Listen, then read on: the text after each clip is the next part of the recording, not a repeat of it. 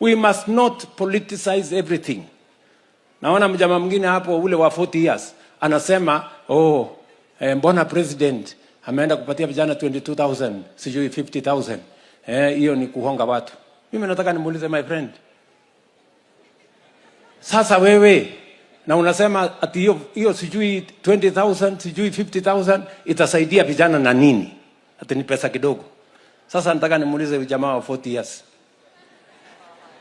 Wewe umetoa pesa ngapi kwa vijana wangapi in your 40 years? You know? And unajua kuna watu wanaishi in utopia. There are people who believe 50,000 is very small money. Yes, it is small money to you and maybe your children, but it is not small money to these people. Hawa watu wanajua vile watafanya. Ni kweli ama si kweli?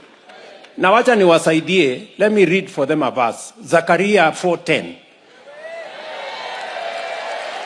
Yes. Zakaria 4:10 inasema, do not despise humble beginnings. Sindio? Hapo kwa 50,000 kunaweza kuanza biashara.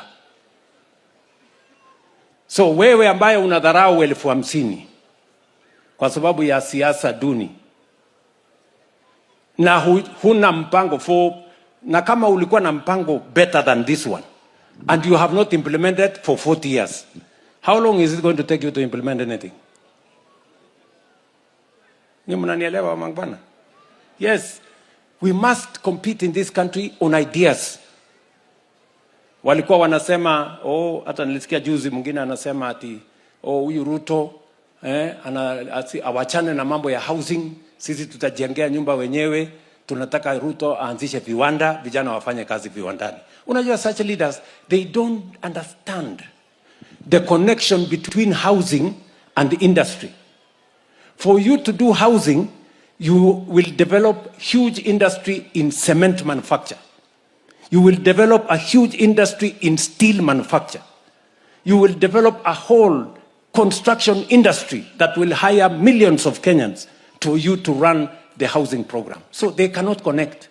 They don't know the connection between industry and housing. And that is why Kenya haijasonga mbele, because tuko na watu ambaye, anyway, sitaki kusema sana.